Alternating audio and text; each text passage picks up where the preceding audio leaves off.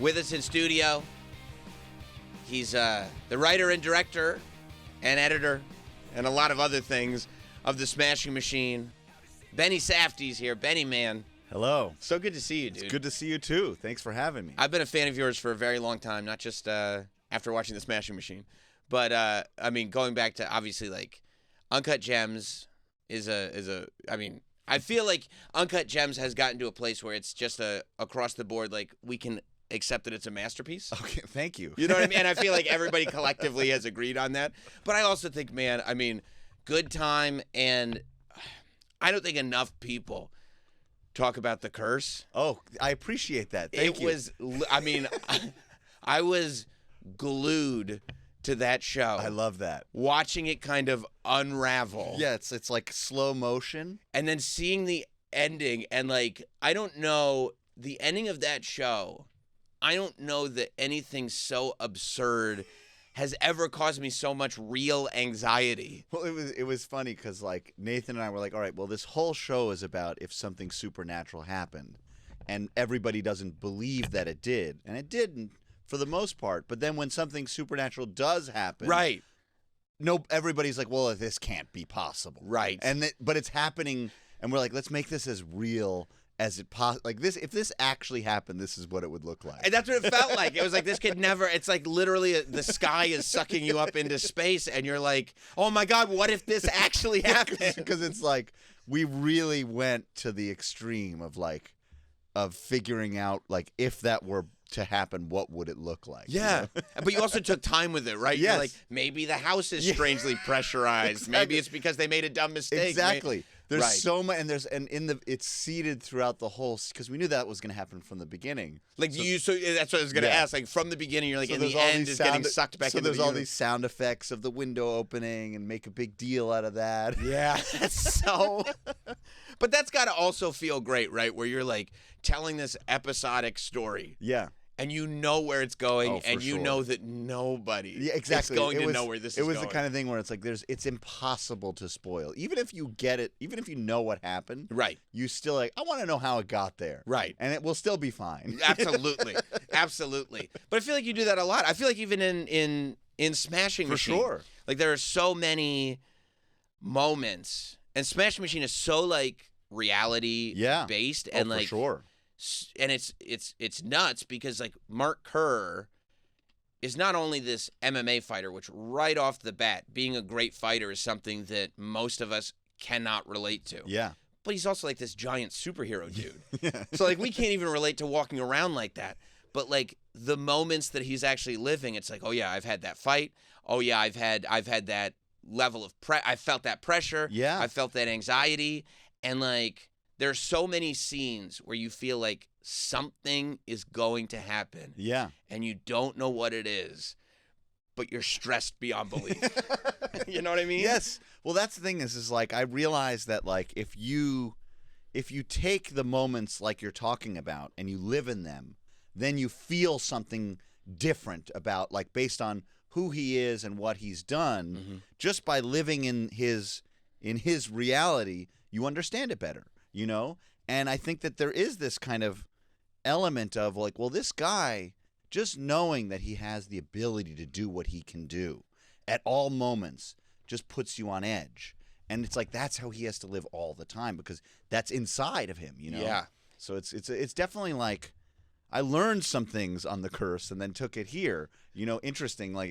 Cause like when you kind of focus in on those small moments, they can become pretty large. You know, like the bowl, for example, that shouldn't mean as much as it does, but it does to him and her. Right. You know? And we've been on that journey. Exactly. And you've been on it. You've seen it, the whole thing. Right. And so you attach yourself to it, you know? When you're doing a movie like Smashing Machine, because what I thought was also really interesting is that, and you've done it with kind of everything that you've done, which is there's not this sort of traditional, here's the nice slow beginning, now we're in the middle, and let's trail off at the end. It's almost like this is just a chunk. Like the stories for these people started way before the movie and way after the movie. But what you're seeing is this chunk, and it's frenetic, and it starts right here, and now it's over, and this is what you saw. Like, how do you decide what chunk of life to take and what to not include as sort of background information. Yeah, well, I think the thing is like, just by nature, that I think makes things. It's like if you pick somebody, and you're like, okay, I'm gonna start following them right now, and you start following that person, then you have to kind of that just inherently it's more interesting because you don't know anything about them, and then you have to sort of figure out what it is that you're picking up about them. Okay, there's this interaction that they're having, or they may be stressed at the corner, So you follow them along their lives, and then just kind of picking the moment of where you start with them allows you to have a built-in kind of, I wonder who that is, Yeah. And I kind of wanted it specifically like the way there is the original documentary, The Smashing Machine, Right. which I love. And you were really true to it, too. I was very true to it. Yeah. And the thing is, but I realized that what that doesn't explore as much is the relationship between him and Dawn. Right. Because they couldn't get there, So a lot of the movie is actually stuff that I had to just kind of figure out what they talked about. What did they argue about? What was the problem in that relationship? And then you have to look inside. And then that's what causes you to kind of relate to him and think, okay, well, I've had this experience where I want to go and do this, but at the same time, you have a partner who you need to take along with you. How do you include them in your life, And so in that sense, it was like, all right, well, I have this chunk of time that there's an existing thing that I can kind of recreate in a lot of ways. But then I was like, well, there's a lot more to this story, like in the sense of like, well, why was he that way? What is this here? I can take an interview that he may have said to camera and put it to a friend. I could put Coleman here, put Dawn in the room, change things that kind of allow you to make you understand the life just a tiny bit more. Yeah. Yeah. And that allows you, but again, to your point, picking out a time of somebody's life and focusing in on that in a hyper way, like in a kind of macro way, allows you to just see the little things and understand the people. And that's what I'm interested in, is the humans in the story, Yeah. Yeah, and I think that's how you connect with it. And also, you can kind of assume some of the things that might have happened leading up to this. Exactly. Because it's like, how else would we have gotten here? And also, does it matter? Exactly. We're here is the point. Exactly. We're right now is where we are, and you're going to have to catch up. And if you don't, you'll figure it out at some point, you know? And I think that what is interesting is like what you were saying before, that like maybe not everybody can relate to him as a fighter, but you can relate to the stuff that he's going through outside of that, if that's his job. Because that's what's interesting about this, that he happened to be a fighter. That's how he made his living. Right. And so it's looking at what does that look like? And there was a time where, all these, it's like there's like boxers, when you look at boxers who are like, they may not be making as much money as everybody else, but they're still doing the job. Mm-hmm. They're ham and eggers, that's like the term. Yeah. Like they're getting enough to make enough to make their food and live. Yeah. And that's it. What does that look like? I'm interested in that. And I wanted to see that because here you have MMA is this huge thing right now, but it started somewhere. And I wanted to really feel like what it was like to be there when it started. So not just see the fights and see the places where it was, which I was obsessed with also, being in those arenas and seeing how the fans saw this new sport being created. But I actually wanted to see and feel like what it would be like to be a fighter in that time. Right. I really wanted to recreate that feeling for an audience. And you get the feeling, too, that there are so many less options because at the time, and you kind of go over it briefly, because something else I liked about the movie was I think in a lot of combat sports movies, a lot of pro wrestling movies, they like spend probably too much time, and I get it, you're trying to cast a wide net, but you beat people over the head with like the lingo or the history or the why or the this or the that. And so like you just have that really quick scene in the doctor's office where it's kind of established that we're getting banned everywhere. Yes. And then that's it. And then that explains why he has to keep going to Japan Exactly. and why he has to, and then I added, because it was like, people might not understand, so I added the thing where he's like, it's like an NBA ABA situation. Yes. It's like UFC and Pride, two different leagues, same sport. And I was like, that says everything, just done. Yeah. Get it out of the way. But I think, too, because somebody asked me, like, literally yesterday, I'm not that much of an MMA fan. Would I, like, enjoy it? Yeah. And that's why I think I went back, and, I mean, it struck me immediately, which didn't surprise me because you made this movie. which is it's the human Yeah. story. It just happens to be like, in Uncut Gems, like you're not a For sure. diamond Yeah. guy, but like you get the tension. And Yeah. and even in like The Curse, you're not trying to make a reality show, but you've been in this thing where it has to work. And, oh my God, it's not working. It's not working. It's not going to work. And the funny thing about that is it's like, okay, you have people who are making these fixer-upper shows, which is like you wouldn't normally. It's like I wanted to be invested in their lives. Yeah. That's how I look at it. Is I want an audience to be invested in Mark's life and what he's doing. Right. And so that means you have to understand the stakes of his world, but also like I'm going to give it to you exactly as he had it.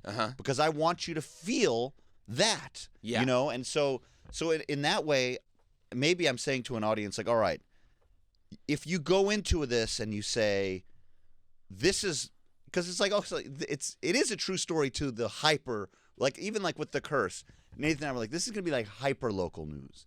Everything about this is exactly, we talk about the minutia of what happened in Espanola, New Mexico. Right. And that's important to those people. Yes. And so in this, what goes into his smoothie is very important to him.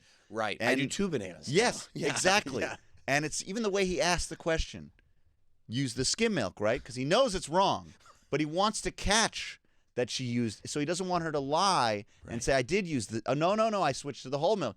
So he says it. And it's like those things that he's doing are like interesting, I find, because it's like then you have to really break down what it is in like the human interaction. And also, I just think that like Dwayne is so good in this, and Emily's so good in this, because I really wanted them to have the ability to just become different people. Yeah.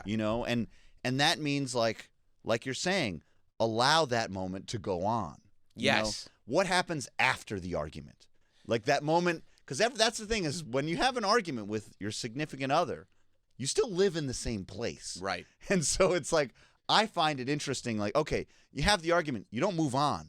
You're just in separate rooms. Right. And so now it just raises to a level where the silence is something. And in that silence, are you letting this go or is it building? Exactly. And maybe for one person, you're letting it go, but the other person, it's building. Exactly. And now somehow it's gotten way worse. Yes. And Yeah. so it's like, I can't tell you how many times it's like, all right, I'm going to move on and it doesn't work. That's not what's Right. happening. And so then the argument becomes about not having an argument, and then it's like, well, that now we're having an argument about not arguing.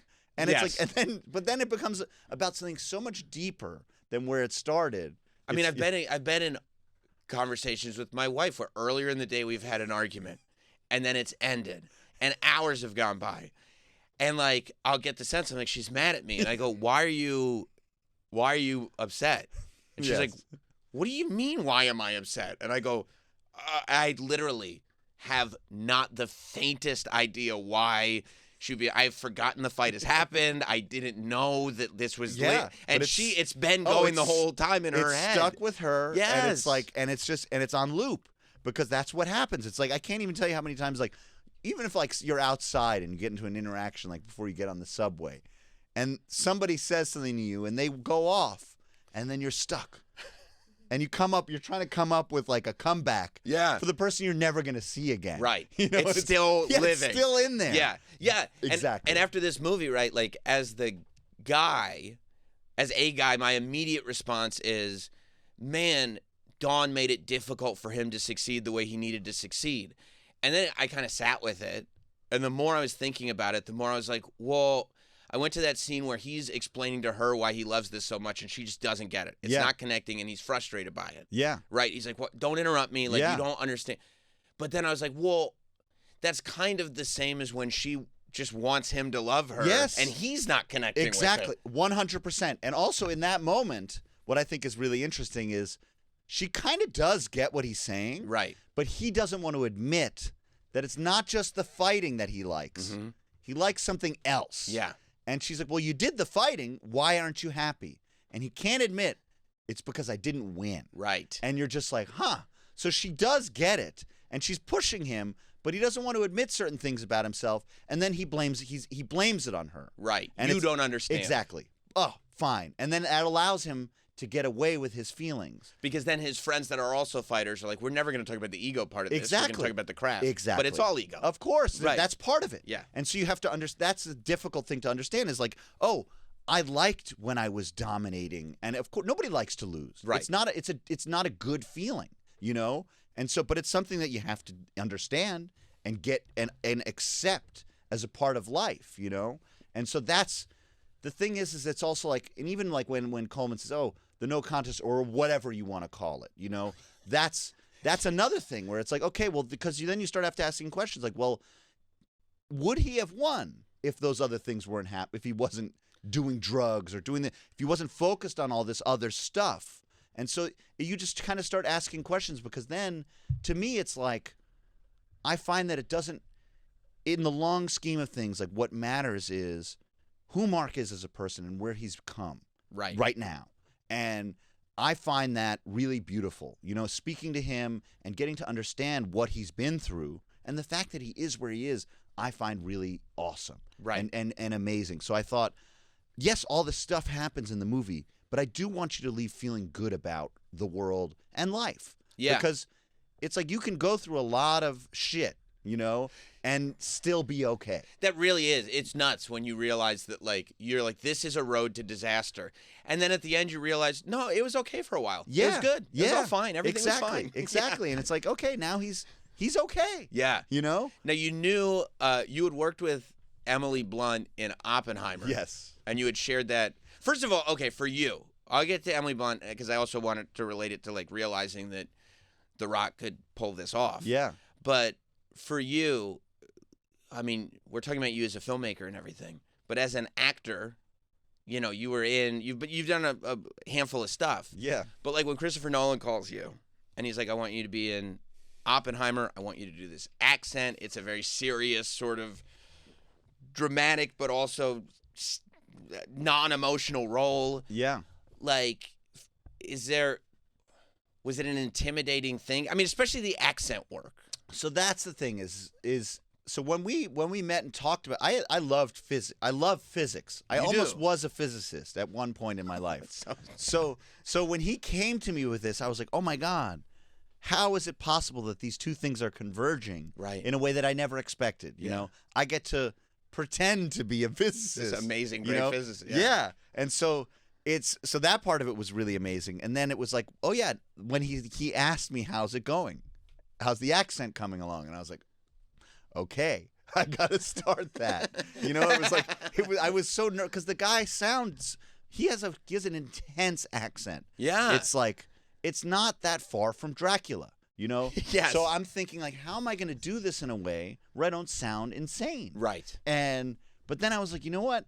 Who cares? Uh-huh. And the other thing is like when I did the act, I sent him a couple of voice memos of like what I would. One of them was an exact I just did a speech I did an interview, not a speech. I did an interview that he gave, Edward Teller. I just did it straight, and I sent that off. And then that was like, so I was basically just copying word for word what he did. And then the next one I sent was just my philosophy on breakfast. I sent him that as Edward Teller. And that, because I thought it was important. That was something we talked about, is you need to be able to speak like this all the time. Right. Because then you're the guy, you know? And it's not like your method, but you can dip in and out of it whenever you want if you feel like that way. Or you could change the line, do this. You have a lot more flexibility in that. But I'm sure it also gets into your instinct to like, well, I'm way more interested in the human being here. Yes. Yeah. And so, but then the thing is when I sent him the breakfast note, and he was like, okay, that's good. I'm like, all right. He likes it, so I'm okay. Yeah. You know, I'm okay. And so that kind of feeling, also like as an actor, understanding that as a director is very helpful. Knowing that kind of confidence it makes you feel good, you know? Yes. So it's like you're like being able to be in these unbelievable places and feeling that allows me to take it and be like, okay, because Dwayne's doing a voice, you know, he's doing something, and it's vulnerable. There's a thing, and Emily's that's not her accent at all, right? And it's like, but again, understanding that takes work, that's hard, and kind of trying to kind of allow to see that is very helpful, you know. And you have this amazing scene with her at the end of that at the end of that movie where Oh it's my like God. no handshake. Oh yeah. And you're just like, oh, it's I just know, like that this, was- like crushing. It like was devastating because that was one where it was like also he really asked you to just like read. You want to learn as much about these people. Yeah. And in that, I remember reading that Teller, that handshake when he went back to his hotel and he cried. It was really sad for him that happened, and so it was. I remember just like taking that in and understanding like wow, and it was just trying to put my glasses on and I'm like I knew I was gonna go and cry after that. Yeah. You know? So- Yeah. But she gives me this look of just pure disdain. Yeah. But then it was what the combo was. Killian looked at me with such, it was true. Like okay, I understand. Like water under the bridge. Right. It was full acceptance and like wow, I just got that from the person who I betrayed. Right. We had that, and then I turned to her, ice wall. Yeah. And I was just like, oh. It was devastating. Yeah. You know? Because the person who loves that person the most is like, no, and I'm the not- one who's taking care exactly. of him. I'm not gonna let you feel what you just felt. Right. You And- can't forgive yourself. Exactly. Yeah. It was horrible. Right. Right. Yes. So you know what she's capable of Yes. in that moment. And it was 5 seconds. Right. So I'm like, oh my God. You Right. know? Right. Yeah. So when Rock comes to you with this Yeah. and goes like, this is a story that I'm interested in telling. Yeah. Was there anything in you? Because up until now, he's been on this string of blockbusters, Yeah. which have been great, but they haven't been like, well, what can you really do as an actor? Well, this one, it was just the way that he spoke about Mark and the way that just the fact that he wanted to tell Mark's story. Mm-hmm. Instantly told me he has something he wants to explore about himself. That's going to Rock does. yeah, Rock. That's going to deepen what people see, what they've seen before. So they've seen this person who can protect them, radiates kindness and just kind of just this so you want to give him like he just radiates this charisma. Mm-hmm. Underneath that is this other guy who I think that when you see that only makes the other person that much more incredible in a lot of ways because now you're like, oh, all of that exists in spite of having experienced all this stuff because you can't do this role if you haven't felt these feelings. You know, that's the thing that I realized is that he wanted to look at some of the things that he's gone through in life and seen in the people around him. He wanted to do that, you know, and I wanted to explore that because there were things that I've been through in my life that I wanted to explore in this movie. So we were doing this thing together, and then it was also like, well, what if your life wasn't how it turned out? Like, maybe this is a possible another reality that we can explore, you know, because he even said like there was a moment in his wrestling career where people didn't like him. Mm-hmm. And he was thinking like, well, what do I do now? And he got hurt. And when he got hurt is when he was kind of really rethinking everything. And then that's when The Rock was born. Yeah. You know, but what if The Rock wasn't born? You know? Right. This is like, so in a way, it's like, it's a way of using Mark's story to explore yourself. Mm-hmm. And that's how I looked at it. And I said that to Mark. I said, I learned so much about myself making this movie. And I wanted to thank him for that because it's a vulnerable position where he's in, whereas now that his story is out there in such a big way. But other people hopefully can watch it and say, you know what? I see myself in that. Yes. And I think that that's really awesome. And Dwayne did it in a way where he really tried to inhabit and become a different person. You know? Yeah. You see him, he's walking differently. He's talking differently. He's just, everything about him is different. And it was on set seeing that and experiencing that. I was like, wow, this is really wild. I can ask him to do anything. And he'll internalize it in such a way because it's just like he's just on that vibe, you know? And I've got to believe, too, that putting on whatever it was, 30, 40 pounds, and like having these prosthetics on, he's now looking in the mirror. Yeah. Like he is he's this different person. Yes. Like he's living as. Completely. And it was like, that's the thing is like he put on all of this extra muscle and then he's also pulling himself back. Right. You know? So it's like, you have this extra Right. size and strength, but now I'm not using it. And he's got one of the biggest personalities in entertainment. So And the fact that gets exactly. pulled all the way back in. Exactly. That's a wild thing. Yeah. Especially since, if I'm not mistaken, right before you guys were filming, he was literally doing WrestleMania. The final boss. Right. He was doing the biggest version of himself. And which I think was to me what was so awesome was we had been talking for like a year at that point about Mark and ourselves and just we're getting to know one another. And so it was almost like, okay, so now so he's going and he's revisiting this character and he's doing it on such a level that's so extreme. Yeah. And insane. And I was just like, oh, wow. I can't wait to see what comes out on the other side. Yeah. Because he was on it was like another plane of existence because I remember even asking him, like you stood out there and when you said, oh, should The Rock sit at the booth? Should he sit at a table? Or no, should he sit at the bar? Or should he sit at the head of the table? And the place, and it was also the way he held it. Yeah. The way he stood there, asking him about that and actually talking to him about the craft of playing the crowd. Yeah. And seeing how much he thought about that and cared about that was so awesome to me. And so that was really beautiful, you know? He really does, there's a thrill there in the performance and how he's playing it and doing it. And also some of the things he would say to the crowd. Right. When he'd say, I'm going to slap that. He slap that herpes right off and your that, and it was also, that was one of those cues, right? When it was like, because The Rock's been he's been The Rock, yeah. But it became something else. Like he left wrestling, and The Rock was also the action star, and The Rock was this nice guy who does interviews, and then he comes back to wrestling, but he's still America's sweetheart almost. Yes. And then when he starts talking about people's herpes sores and meth addicts that live here, and it's like, oh my God, he's back. Yeah, it was so unexpected and incredible. And he's wearing a Versace yes. vest. Oh my God.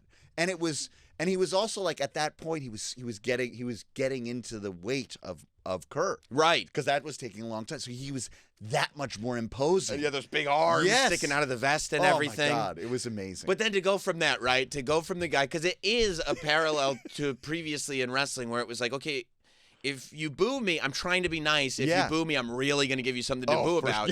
And then that was to like level 100. Yes. But then he's literally on level 100 and he's wrestling again. Going through tables. Right. Like that's where I'm watching that. I remember watching that with my son and who was 9. And he was just like, oh my, because you can't fake that. No. You know, so there's only one way to go through a table. Right. It's to go through the table. Right. Like, yeah, you could do some stuff, but it's still going to hurt. Right. And so I'm sitting there being like, because it was insane. It was, it was just such a crazy match. Yeah. And the lead up to it was so wild. Nuts. But then to go from 100 to then pulling it back. Yeah. That's where I was like, okay, to go from Final Boss to Mark Kerr was like, that's it. You know? And that to me too, like thinking about him, like just the mental gymnastics he must have had to do to get out of Final Boss into Mark Kerr. And then after Mark Kerr, he's like, I got to go be Maui from Moana again. And I'm like, I don't know how this guy, no wonder he has to go to like someplace out in the woods and be by himself for a while. There's a lot going on, you know? But it's also like that the control that he has. That's where I was like, wow, this is wild. Mm-hmm. Like physically, like the scene in the elevator where he after that loss, it was like I said to him, like, okay, we're staying here. We're not going to get a shot from the front. We're only going to be here. So whenever you feel uncomfortable, you can turn around, and that's it. Just know that.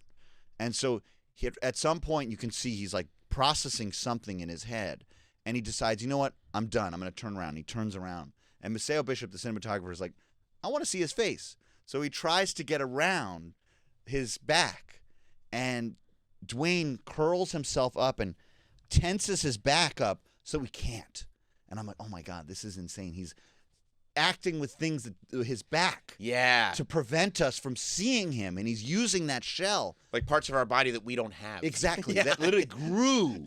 Insane. Yeah, that is really, really nuts. Yeah. Now this is his at the beginning of this story, this is kind of his baby where he's like, I want to tell this story. And the way you kind of have done a lot of stuff, it's like, okay, but like, let me write it, let me direct it, let me kind of take control over it. Was that a conversation at all, or was that sort of like, I'm going to entrust you to... It was a full it was a full trust because it was the kind of thing where you look at somebody and you just know, okay, we're doing this for the same reason. Yes. You know, we both want to explore something. We don't know exactly what it is, but we're going to learn something on this journey. And it was also like, just trust me, you know, and that's kind of what we both said to one another. Like, yes, let's do this. And in this case, it was also like how what I said to Mark is like, look, I'm going to tell you everything about myself and what I've been through in my life.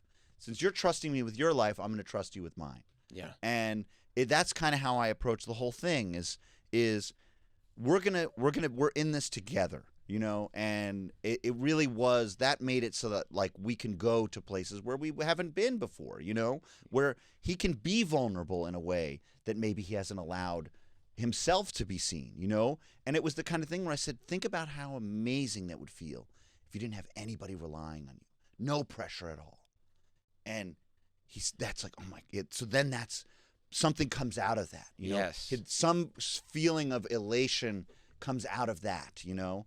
And just being able to talk about those things in a way where it was like, it was helpful for both of us, you know? Sure. You know, it's because like making movies is difficult. There's a Yeah. lot of pressure on you. And it's like, okay, I can understand. If I could go to that place, I would love to. But I Right. can't, you know? But like, I'm gonna go there with you right now. And that must also be why you like to take a break sometimes and do some acting. Oh, for sure. Because it's like all I have to do is think about this role right Yes, now. And there right. is pressure because the director is counting For on sure. you, but it's not like But then again, it's a different kind of thing because then you actually go in and it's like, well, it's like you go in a way and people are like, oh, well, you're a director, you're stepping in on this turf, and so, but it's like, no, I'm not trying to. I really love acting, right. You know, so it's two different brains, and what I like about acting is it puts you in your place a little bit. You know, it's like, oh yeah, you're not the boss, Right? You know what I mean? Right. You have to listen to somebody else. You have to work together. It's in the same way. So it brings that element to how I direct in the same way. Because I don't like being looked at that way. Yeah. You know, I want everybody to kind of we're figuring this out together. You know. Yeah. When you see, I don't know if you saw the quote that just came out, but Christopher Nolan saying that Rock's performance was the best of the year that he's seen. When somebody like that, who obviously you have a relationship with, but is also, you know, on that pantheon of filmmakers. Oh my God. Says something like that. Obviously, it's a massive compliment to Dwayne Johnson. But for you as the director, do you go like, yeah, we really, if that guy says that, we really did something? Well, because the thing is it's wild. Yeah. It's wild to hear, you know, Yeah. because it's like, he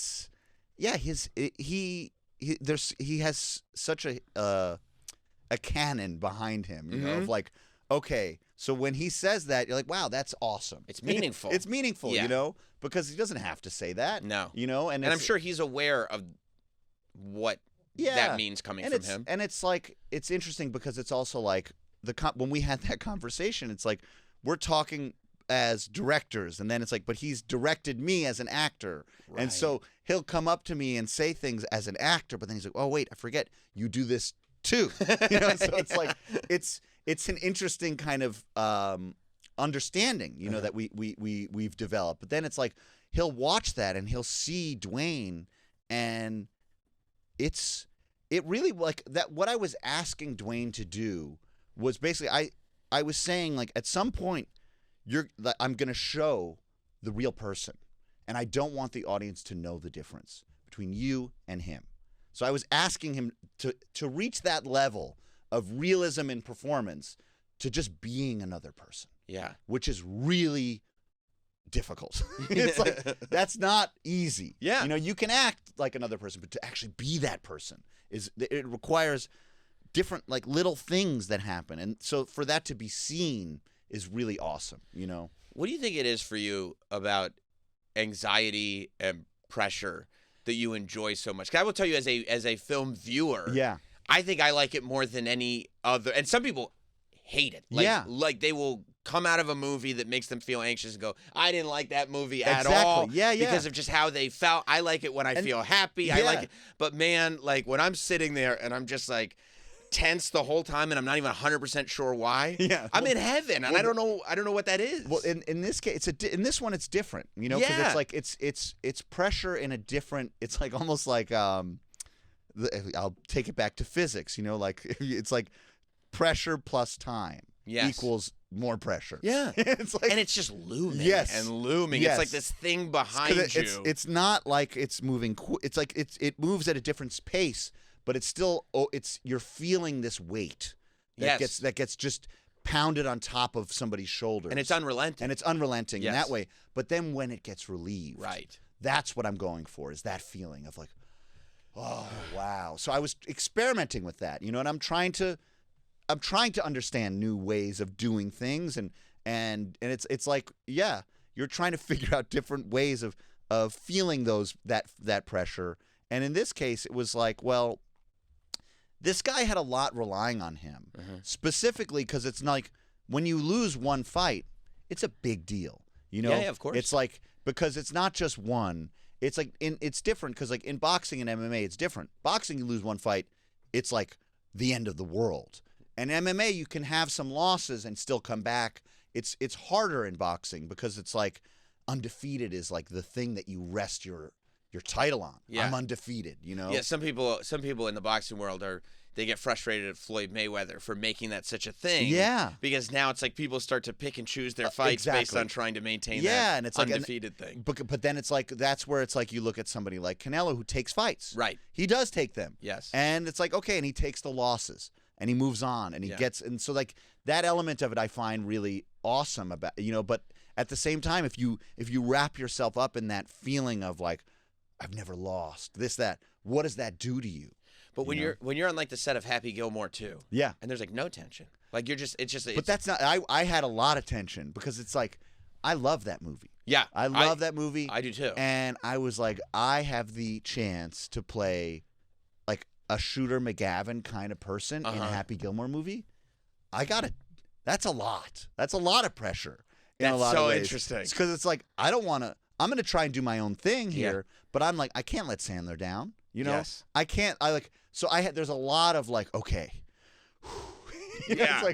And then I got scenes with Shooter. Yeah. And it's like, oh my God, this is as a like my younger self looking back at this moment, like, you better not mess this one up. Right. So it's But do you like but then again, it's like there is the element of like, I'm gonna do something and I want everybody to I want to ruin the take. I want everybody to laugh in this moment. Yeah. And so you're going for that, and when it doesn't happen, you're like, I just ruined it. Yeah. Nobody laughed. I just Nobody blew laughed. It. But I also feel like there must be something for you to like exist in the entertainment industry. Yeah. There must be something fulfilling about, and it was absolutely the curse too, because a big part of that show was just the absurdity of what making a television show and even Dougie's is. a crazy character. And by the way, Dougie, like I'm sitting there, right? The entire show, I'm like, oh, he's gonna get him, and it doesn't.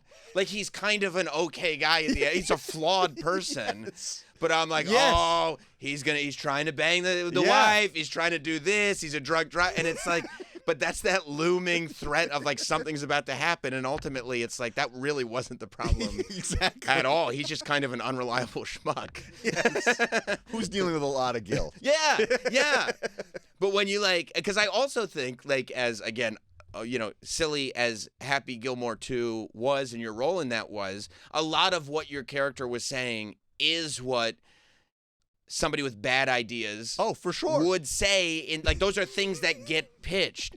So when you're doing stuff like that and you get to draw upon this, like I'm sure conversations that you've had or people you work with have had, that it's like, this is everything that's wrong with everything. And it's also like all at that moment. So I was shooting Smashing Machine when Sandler called me, and I'm flipping through my phone and I'm seeing all these people on TikTok, Instagram, who are like selling stuff, ideas, confidence. Yes. And I'm like, oh, I know this guy. Yes. I'm like, I can, like, this is, you're hitting me at the right moment. Cause I'm like, I didn't know why I was ingesting all this stuff, but now I know. Yeah. it's like, you're just waiting for this moment for somebody to be like, and like it pops the balloon of whatever it is that you've been like filling up.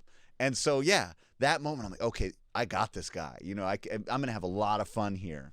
And I love the fact that like I can have the Happy Gilmore 2, and it's part of the same experience for me, Yeah. It's like I was editing this movie while working on that, and it was very beneficial, I think, you know. Yeah, but it's just wild to think about you with that horrible goatee and the bleach blonde hair editing this like half goatee. That's right. The half just goatee. The half goatee. And I even like it wasn't even just the bottom. It goes up and stops as if there's like I think I said there's like it's like somebody sprayed like what's the stuff that kills you? Roundup. Just on the top. Upper lip. Yeah, so like impossible. Yeah. And so no, just the handlebars, not the top part, exactly. just the bars. But I went to that was the thing is that was the part of me where I was like, okay, I can't know what I look like. I have to be comfortable with this. Right. You know, so I bleached my hair, and I had that for a while. Yeah. And so it was just like that was who I was, and it just became a part of me. So yeah. Going to the grocery store, that's who I am. And so you kind of develop and I learned that on The Curse, where I was like, okay, because I would go, and because I was like the showrunner and doing all this other stuff, to save time, I would get in full Dougie gear at the beginning of the day, do all the stuff for the show, and then we'd have my Dougie scene at the end of the day. But I would be Dougie all day. So Dougie is the showrunner. So Dougie's walking around. I got all the rings, everything, the pants, the shoes, and it's like, oh, and then I just kind of pop into the character. But I had to be comfortable like that. I had to look like that guy. And so for me, like walking around like that, going to do the score, it was so funny because like Nala, she knew me as how I am now. Mm-hmm. But then I show up and I've got this bleached hair and this half goatee, and I don't really even say anything. Mm-hmm. She's just like, I guess this is his new look. And because, again, I wasn't aware of that. Like right. At some point, like halfway through, I said, oh, yeah, I think I should probably tell you guys, this is not. I'm like, I don't think this is good. Exactly. Yeah. I have to let you know this is for something, you know? Yeah. Well, I got to get you out of here. Oh. But just for the record, cherry tomatoes might be the most brilliant scene written in the history of television. Like, the Cherry Tomato Boys. It's like you're just sitting there.